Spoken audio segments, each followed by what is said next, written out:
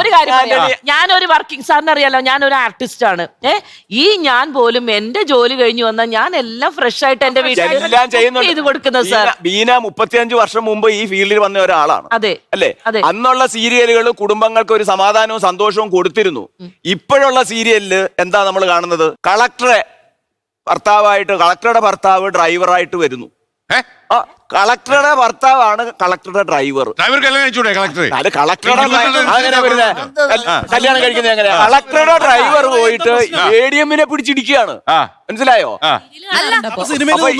ഈ സീരിയലിനകത്ത് വരുന്ന തെറ്റായ സന്ദേശങ്ങൾ 1400 എപ്പിസോഡ് വരെയുള്ള ഓരോ ചാനലുകൾ പരമ്പരയുണ്ടല്ലോ. ഈ പരമ്പരകളെല്ലാം അവസാനം വരുമ്പോ എന്താണ് ഇതിനകത്ത് സന്ദേശം? ഈ കഥ താങ്കൾക്കൊരു മറുപടി. ചേട്ടാ, ഇത് ഫസ്റ്റ് ഓഫ് ഓൾ ഒരു ഡ്രാമയാണ്. അപ്പൊ അതിന്റേതായ രീതിക്ക് പ്രേക്ഷകർ പേഴ്സണലി ഇപ്പൊ ഈ കാണിക്കുന്നതൊക്കെ നമ്മൾ പേഴ്സണലി അത് അങ്ങനെയാണ്, അത് റിയൽ ആണ് എന്ന് പറഞ്ഞെടുക്കുന്ന വീട്ടമ്മമാരോട് എനിക്കൊന്നും പറയാനില്ല അതിനോട്. പിന്നെ ഈ എന്താ പറയാ, നമ്മൾ ഈ വീട്ടമ്മമാര് ഒരു ജോലി മാത്രം ചെയ്തോണ്ട്, അല്ലെങ്കിൽ കിച്ചണിൽ മാത്രം വർക്ക് ചെയ്തുകൊണ്ട് എത്ര നേരം അവര് ഒരു വീട്ടില് അടങ്ങിലിരിക്കാൻ പറ്റും? അപ്പൊ അവർക്ക് ചേട്ടന്റെ പരിപാടി രാവിലെ ചേട്ടന്റെ വീട്ടിൽ ചെല്ലുമ്പോ ഭാര്യ ഫ്രിഡ്ജിൽ നിന്നെല്ലാം എടുത്ത് കൊടുക്കുന്നു. അതാ ഞാൻ പറഞ്ഞത് ചേട്ടാ, അതാ ഞാൻ പറഞ്ഞത്. ഈ ഫ്രിഡ്ജിലെ ഭക്ഷണം കഴിച്ചു ഭർത്താക്കന്മാർ ഉപ്പാട് വരികയാണെന്ന് നേരത്തെ ആരെങ്കിലും പരാതി പറഞ്ഞു സീരിയൽ കാരണം. ഞാൻ ആലോചിച്ചത് വേറൊരു കാര്യം. ചേട്ടന്റെ വീട്ടിലെ ഭാര്യ ഫ്രിഡ്ജിൽ നിന്ന് ചൂടാക്കി കൊടുക്കുന്നു എന്ന് പറയുന്നു. ആ ഭാര്യയുടെ അടുത്ത് വൈകുന്നേരം വരുമ്പോ കുറച്ച് എന്തെങ്കിലും അടുക്കളയിൽ കയറി ചേട്ടൻ ചെയ്ത് സഹായിക്കാറുണ്ട്. വീട്ടിലെ ഭാര്യ ഉണ്ടാക്കി തരുന്നല്ല ഞാൻ പറഞ്ഞത്.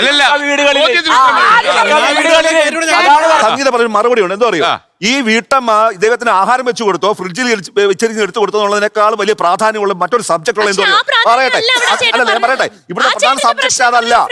എനിക്ക് പറയാനുള്ളത്, നിങ്ങൾ അവതരിപ്പിക്കുന്ന ഓരോ കഥാപാത്രങ്ങളും അത് കാണുന്ന ആ ഭാര്യയുടെ മനസ്സിലുണ്ടാക്കുന്ന മാറ്റം അത് ആ കുടുംബത്തെ ശിഥിലമാക്കുന്നു.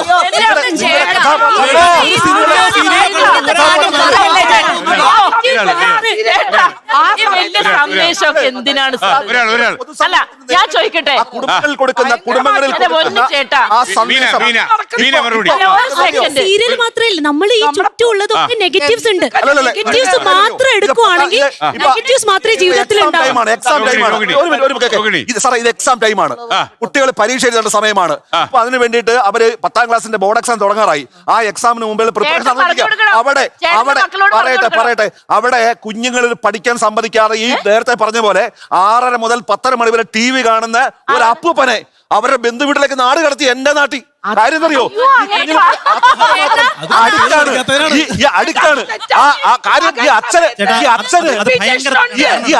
ആ വീട്ടിലെ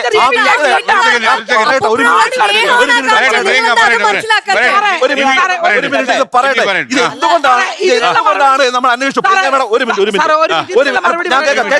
ഇതൊന്ന് പറഞ്ഞോട്ടെ, എന്തുകൊണ്ടാണ് ഈ അച്ഛൻ ഇങ്ങനെ ബലം പിടിച്ചിരിക്കുന്നത് ചോദിച്ചപ്പോ പുള്ളിക്കാരൻ ഞാൻ അന്വേഷിച്ചിട്ട് മറുപടി എന്താ അറിയോ, അവിടുത്തെ ആ അച്ഛൻ അവിടെ വന്ന അച്ഛനാണ്, അവിടുത്തെ മരുമകളെ കെട്ടി കൂടെ വന്നതാണ്. അവിടുത്തെ അമ്മയ്ക്കെതിരെ പുള്ളിക്കാരൻ കൂടാൻ നടത്തിക്കൊണ്ടിരിക്കുക. കാര്യം എന്തുവാ, ഈ സീരിയലിൽ കിട്ടുന്ന സാധനം അത്രയും വലുതാ. ഇതാണ്